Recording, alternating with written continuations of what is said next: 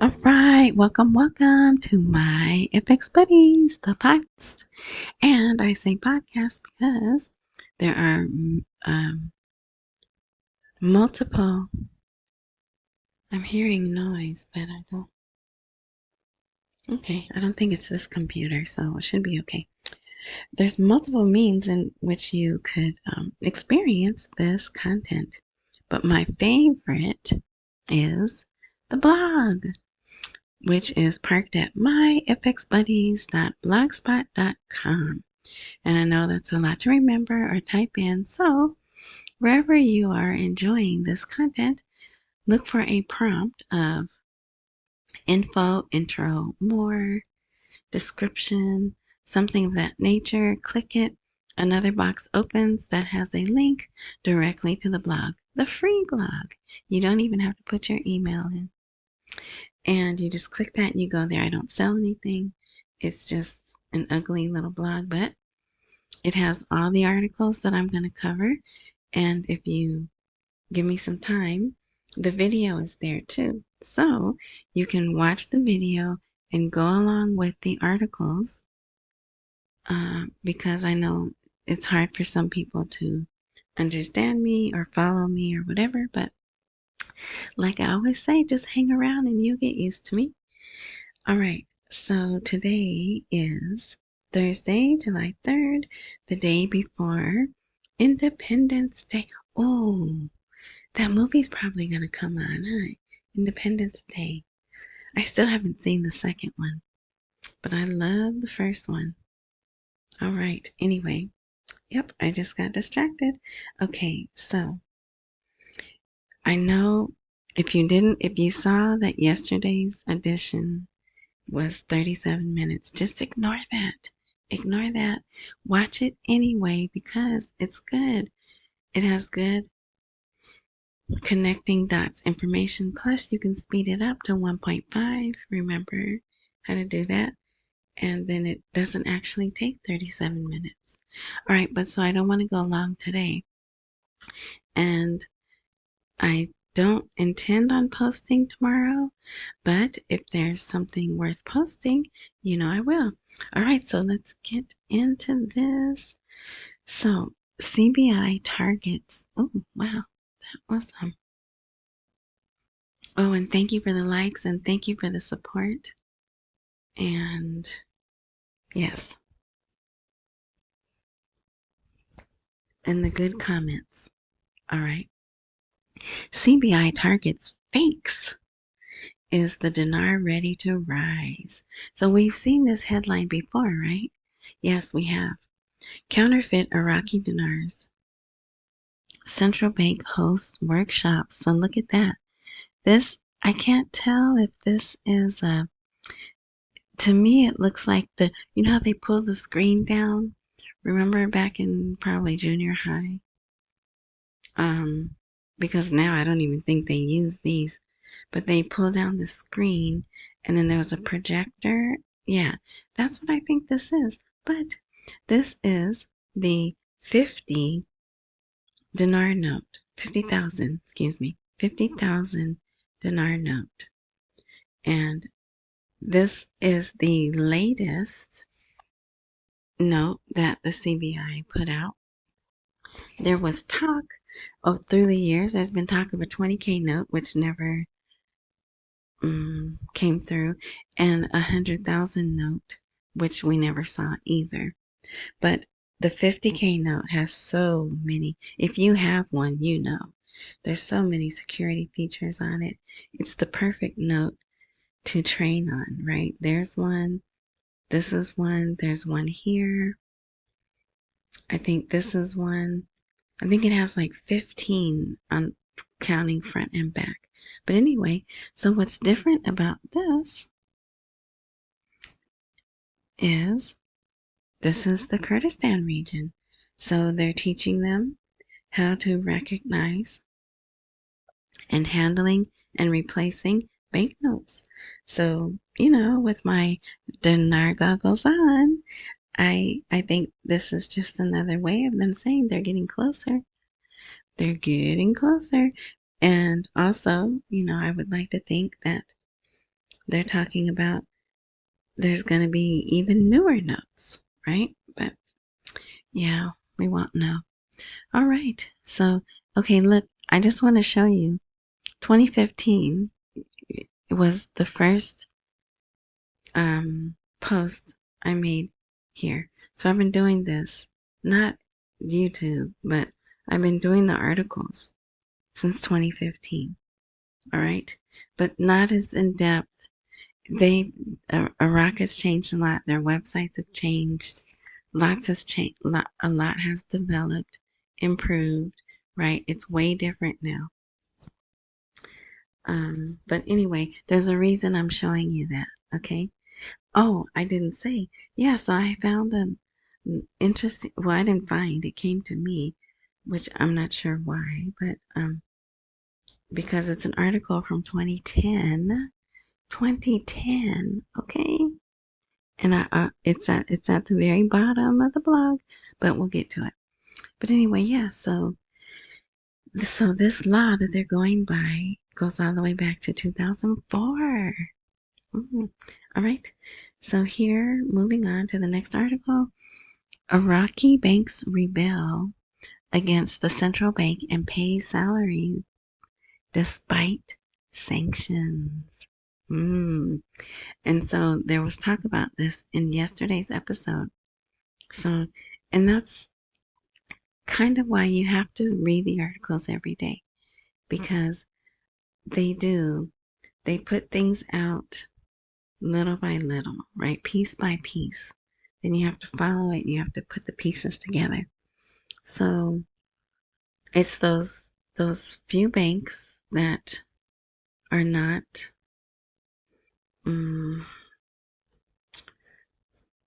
they're not following the new system, right? For whatever reason, it seems they don't want to. But yeah, and remember I was saying there was more talk about the OFAC, and that's where sanctions get recorded. That's going to come up later.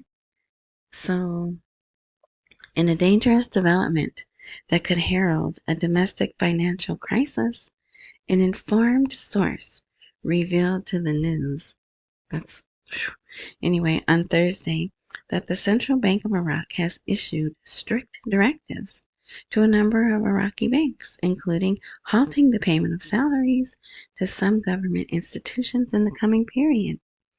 This is due to U.S. sanctions imposed on some Iraqi financial institutions and the expiration of the deadline Washington had granted Iraqi banks to rectify their situation.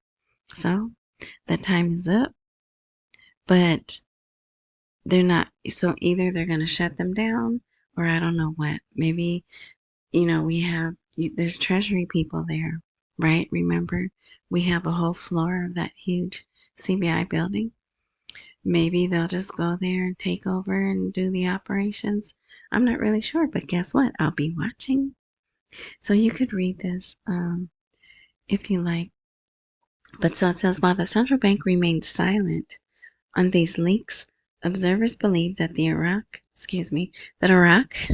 is entering a critical phase in its engagement with international financial systems, particularly with the increasing reports of money being smuggled to banned entities and the involvement of some banks in suspicious financial transactions.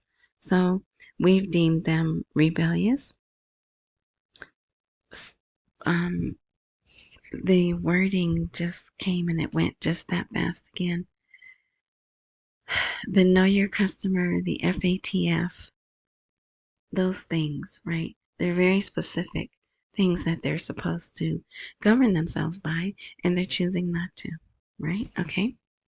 So now here's a reminder. America is tightening Iraq's financial grip with the SWIFT system. I'm not sure why this is back in the news again, but maybe it's because some sanctions are about to be put on those rebellious banks, right? Or it could just be Maybe this guy just found out. I doubt it though. He's an economic expert. See, it says right here, economic expert. I don't know how to say those names. Yeah, but it's definitely education for the citizens or anyone who does not know how SWIFT works and how it can be used, how it can be weaponized, right? Which it wasn't, I don't think it was intended to be when it was created, but as time goes on, what does man do? Weaponize everything, right? Not just here in America, everywhere. But so here's a little bit more. Next article. The financial inclusion rate in Iraq exceeded 46%. And someone was saying that title's a little ambiguous. I think it's 46% of the citizens. And how do they judge that? By the people who have come in and gotten their cards and opened their accounts. And now that they have a fairly recent, hopefully fairly accurate census, right? There's ways of doing that. Plus, they have a very sophisticated camera system. I'm trying not to say surveillance, but really that's what it is when you come down to it, right? Everything's digital. Um, yeah. So let's see what was in here that I liked. But and this is coming from the Private Bank Association, which is great in my opinion because first they do the state banks, then they do the private banks, then they do the Islamic banks, and then they're done. So I'm not saying we have to wait for the Islamic banks, but that seems to be the order in which they modernize, right?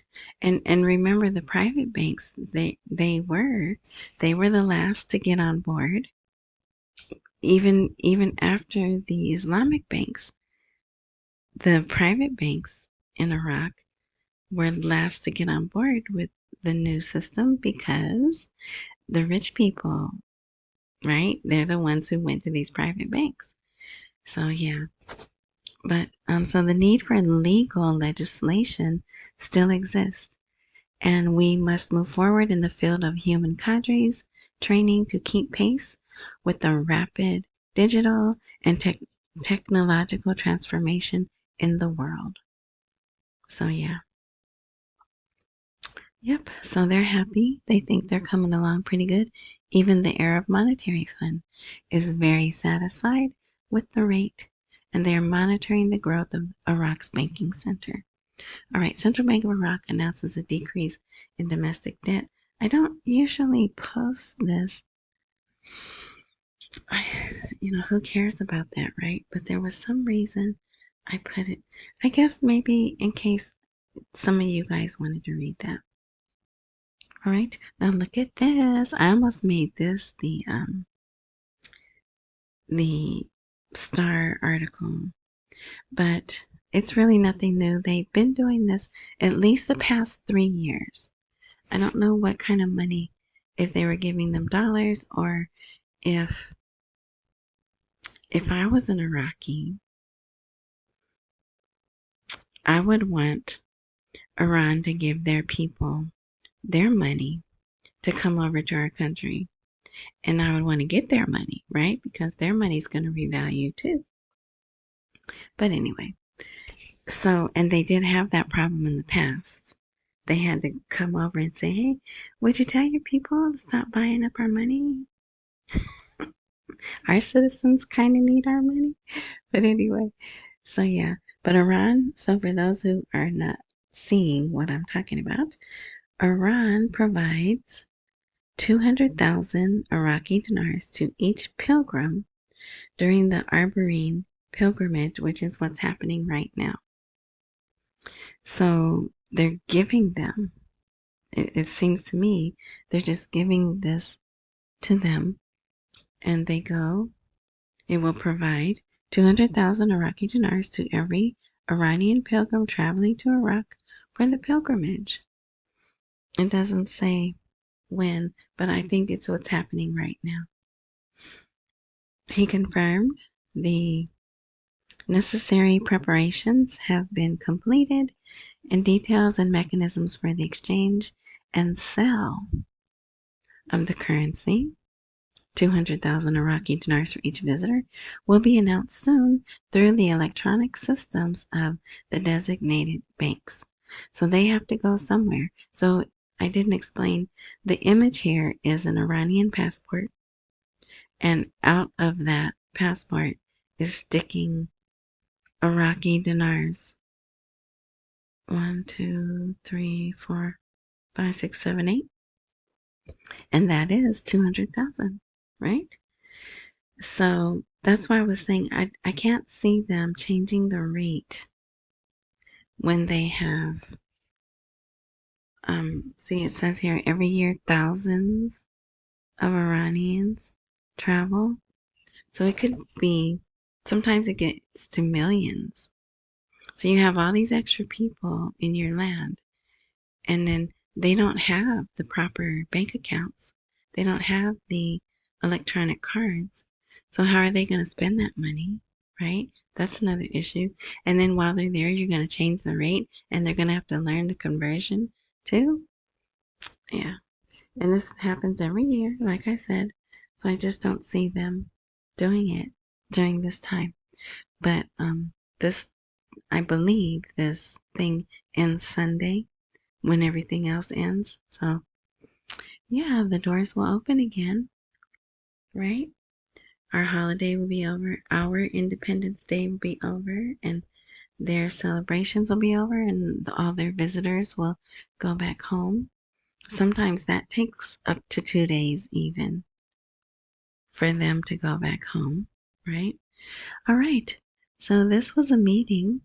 The Parliamentary Finance Committee does not know the reasons for the government ambiguity regarding the budget schedule files. Yes, you do. You know, you're just not happy with it. A few days ago, the committee chairman, which is Atwana 20, contacted the government to ask for details of the schedules and when they would be sent to us. However, to date, there has been no government response. And there is still ambiguity regarding this matter, but we know that it's not. See, here's a 20. But yeah, when Sudani's ready for it to move forward, it will move forward. And maybe it's not even Sudani. It's probably us telling him you can't do it yet, right? Who knows? So here's my one commercial. This thing, okay, look how big this font is. And then when I try to make it smaller, it would just get bigger. So there's some weird format because, my technical skills are just A plus, right?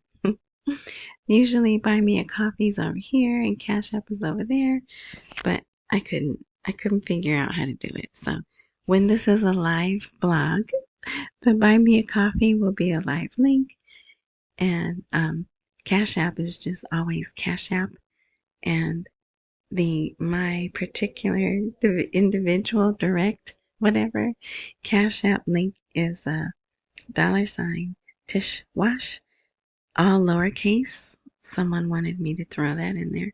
All lowercase letters. T as in Tom, I, S as in Sam, H, W, A, S as in Sam, H. Big or small, whatever you give, I appreciate it all. All right, so yes, and why wouldn't this font be huge when it's talking about Maliki? He causes all kinds of problems, doesn't he? Now this is a little, this is, he's making moves. He's really making moves. He reached out to a group of Sadarists. I don't know how you say that, but I really don't think Sadar likes Maliki. I really don't think he will want to meet him. But I was reading, and I was reading something. What time is it? Okay. And if Sadar comes back into politics it helps Maliki because Sadar pulls away from other. So Sadar's people, maybe they would go for Sudani, but if Sadar's in the race, they'll go for Sadar. Just like, here. But Sadar is pretty adamant. And don't forget, Sadar has been very quiet since he was promised. I think he was bought out. Sadani promised him a new electrical grid and that there would be certain upgrades and not remodels, but when you bolster, modernize to Sadar City. And guess what? That is happening. So I fully believe that Sadani was like, look, I need you to sit down so I can have your votes. So here's what I'm going to do. I'm going to give you X, Y, Z, and you have to wait.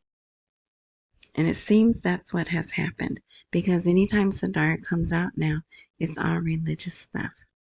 So this is Maliki making a move to reach out to Sadar's people to mend fences.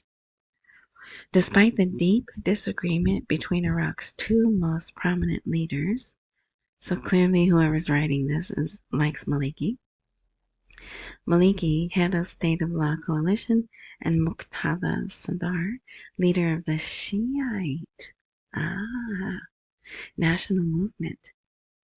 The ice between them has begun to break, according to a source close to both sides. Now, the reason I said Shiite like that is because why? We found out yesterday Sudani does have the oil agreement between the Kurds and himself, but he wants to discuss it with the Shiites. Maybe he's gonna go, hey, I need your votes. I need you to put me back in office. Are you okay with these terms? Anyway, so I know some people like to read about Maliki, so I post. I don't post everything, and there is more and more, but I did think that article was important. All right, let's see. Are we almost done? Yes, we're almost done. But this is Iraq and Bulgaria signed memorandums of understanding. In Oslo, it looks like they're going to try to have a meeting. Wiki, that's not his name. Witkoff, Steve Witkoff, and Arakchi. Maybe we'll meet. And then also, let's see, I think I went away from it. No, look at this. Putin to the U.S. president. We will not abandon our goals in that other country that starts with a U. And we're ready to negotiate. But we will not abandon our goals tells me you're not negotiating nothing. Right? But this happened today too, quietly, amidst all the other stuff that happened, right? And this is Iraq's news. This is in Iraq's news. So they're watching that very closely. All right, and here we go. U.S. sanctions Iraqi businessman for Iranian oil exports. So they have started. The U.S. Department imposed sanctions on a business network, allegedly smuggling Iranian oil under the guise of legitimate Iraqi trade. So there you go. That's why they've been talking about OPEC. That's why they've been saying, hey, we might start putting sanctions on some Iraqi entities and people. And it has begun. I don't think that affects the rate change, though. And here is, you can read this, but mostly I just remember I was saying it seems that the relationship between us and, or I'll say the administration, because I don't have anything against Iraq, right? And Sadani is strained, and there it is in black and white. U.S. reviews Iraq radar deal and Prime Minister's warning over strained ties. So they had this radar that someone kablooied. And now they need another one. So they're trying to get one from South Korea. See that? Without involving us. And that's not gonna go well. But yeah. But I don't blame Sadani. He has to protect his people. And we're dragging our feet, seemingly, right? We're holding them up. And so it is what it is. All right. This is the special article.